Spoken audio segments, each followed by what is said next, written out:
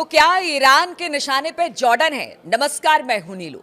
अमेरिकी वायुसेना के F-15E लड़ाकू विमानों और 1 दर्जन KC-135 स्ट्रो टैंकर ईंधन भरने वाले विमानों की जॉर्डन के मोफाक सॉल्टी वायु अड्डे पर तैनाती के बाद ईरान के निशाने पर अब जॉर्डन आ गया है। लड़ाकू विमानों की तैनाती के अलावा अमेरिकी रणनीतिक एयरलिफ्ट विमानों की संख्या में भी अब तेजी देखने को मिल रही है, जिसमें अमेरिकी ठिकानों और RAF मिडलैंड हॉल से मध्य पूर्व की ओर जाने वाली कई C-17 ग्लोबमास्टर और C-5M गैलेक्सी परिवहन विमान भी शामिल हैं। इसके जवाब में ईरान ने भी अपने हवाई रक्षा नेटवर्क को सक्रिय कर दिया। तेहरान और अन्य राजनीतिक केंद्रों के आसपास सतह से हवा में मार करने वाली मिसाइल प्रणालियों को एक्टिव कर दिया गया है। साथ ही उच्च दृश्यता वाले विमान यानी लंबी दूरी तक मारने वाली मिसाइल और हवाई रक्षा अभ्यास भी ईरान लगातार पीछे हमने देखा कि किस तरह से कर रहा था।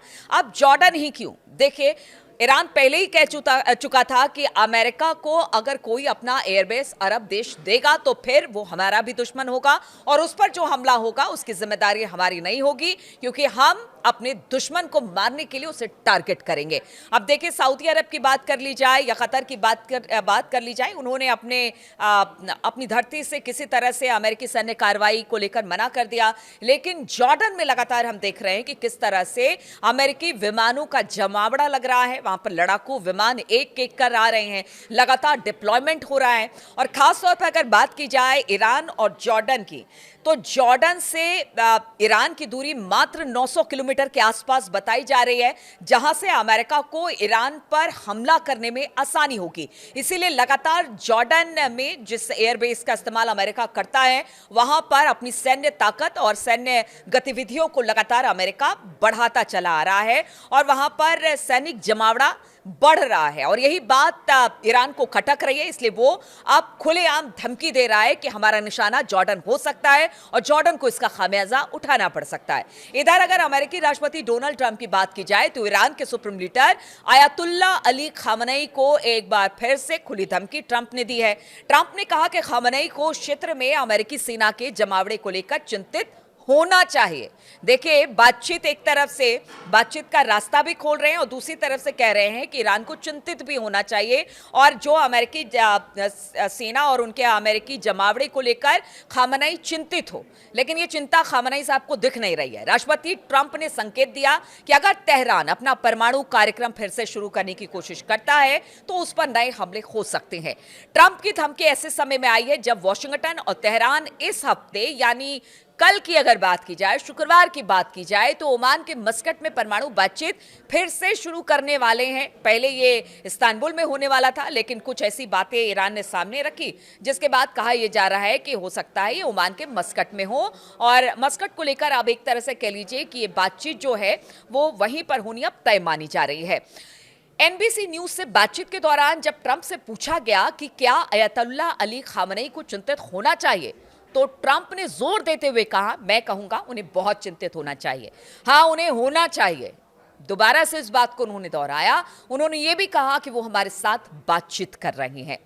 मतलब एक तरह से चिंतित होने की भी बात कह रहे हैं। हालांकि चिंता तो अमेरिका के माथे पर भी दिखाई दे रही है, क्योंकि पीछे 2 घटनाओं की हम बात करेंगे और थोड़ा सा जिक्र करना उसका जरूरी है, क्योंकि टेंशन ईरान से ज्यादा अमेरिका को है। अमेरिका के जंगी जहाज, बेड़े, वायुसेना के तमाम फाइटर प्लेन्स जगह जगह पर इस वक्त ईरान को घेर कर खड़े हैं, लेकिन अभी तक कुछ हुआ नहीं है। टेंशन इस बात की भी है कि उनके जो मिसाइलें हैं अगर गिरेंगी तो फिर क्या होगा। तो 2 घटनाओं का जिक्र जल्दी जल्दी कर लेते हैं। हालांकि वो 2 दिन पहले की घटना है, लेकिन इससे टेंशन बढ़ती हुई दिखाई दे रही है। पहली तो जिस तरह से ड्रोन ईरान की तरफ से भेजा गया और अमेरिका ने दावा किया कि उसने मार गिराया, और अब ईरान की तरफ से भी बयान आ गया, वो भी आपको बताएंगे। और साथ ही IRGC जिस तरह से एक बोट को, अमेरिकी बोट को उन्होंने रोका है और उसके बाद फिर वहां से अमेरिका के बोट शिप भी थे उनको भी हटाया गया है, उसको लेकर भी कहा जा रहा है कि जानबूझ के प्रवोक करने की, उकसाने की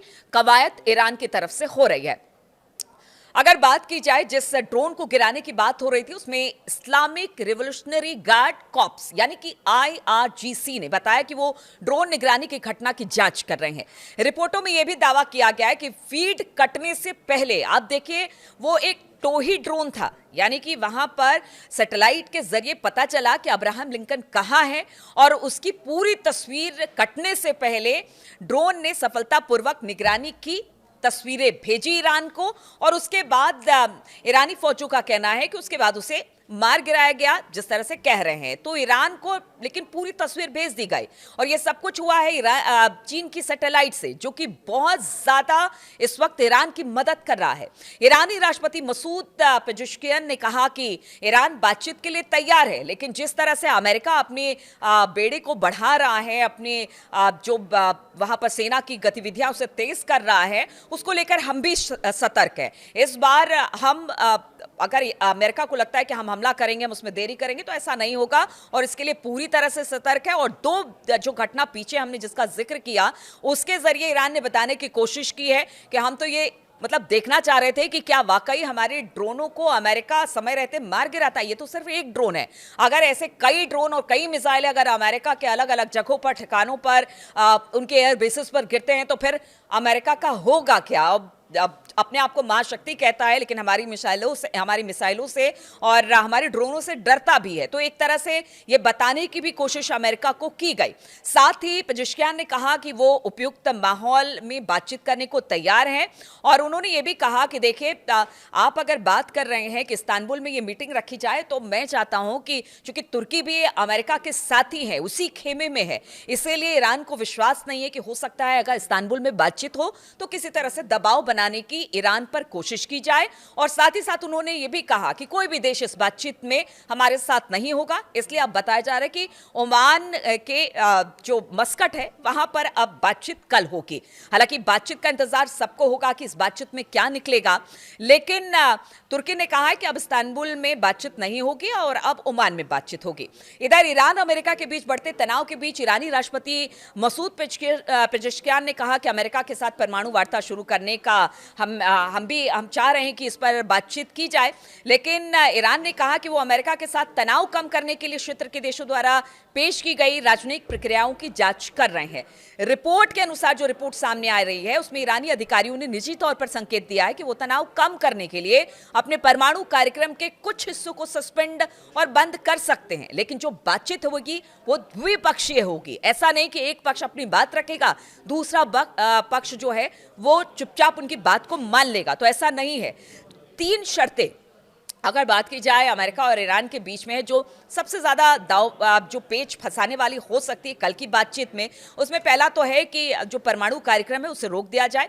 इसके लिए ईरान भी तैयार है कि ठीक है वो अपने परमाणु कार्यक्रम पर बातचीत कर सकता है, लेकिन जहाँ तक मिसाइल बनाने की बात है या फिर उसको जमा करने, संरक्षित करने की बात है, तो इस पर उनका कहना है कि वो इस बात को नहीं मानेंगे। ये देश रक्षा के हिसाब से ठीक नहीं है, क्योंकि पीछे इतिहास जो कहता है कि अगर गद्दाफी की बात की जाए या फिर सद्दाम हुसैन की बात की जाए, जैसे ही उन्होंने हथियार छोड़ा क्या हाल हुआ, इस बात को ईरान उसने देखा, माना और जाना, और इसी वजह से वो कह रहा है कि वो अपने मिसाइलों को तो नहीं छोड़ेगा, उसे बनाना बंद नहीं करेगा।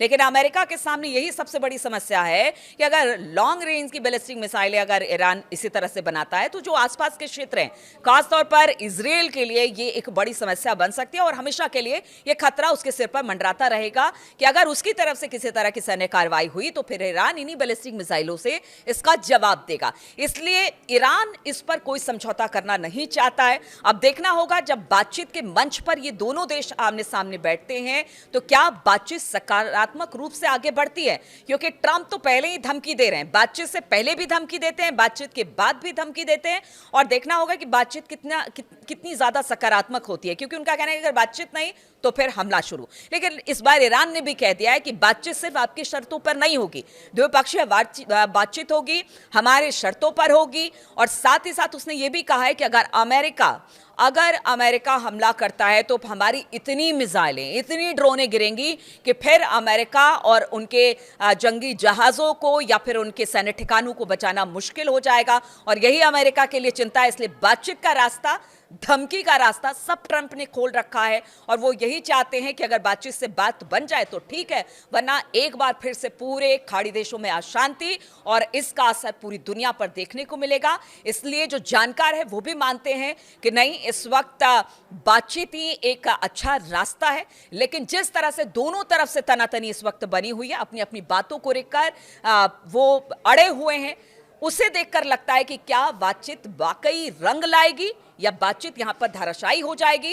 लेकिन जहां तक जॉर्डन की बात है, जहां पर जो उसके एयर बेसेस हैं, जहां पर लगातार सैन्य जमावड़ा अमेरिका बढ़ाता चला जा रहा है, वो ईरान के लिए टेंशन न भरा है। इसलिए ईरान ने कहा है कि अगर किसी तरह से कोई भी हरकत अगर जॉर्डन के एयरबेस से होती है तो फिर जॉर्डन को भी निशाना बनाया जाएगा और इसका खामियाजा जॉर्डन को उठाना पड़ेगा।